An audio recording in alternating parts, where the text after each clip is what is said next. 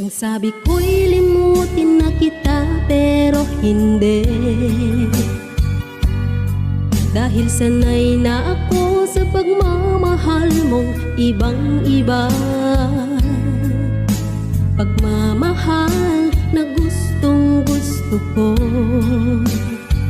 na inalay mo, tunay na masaya ako.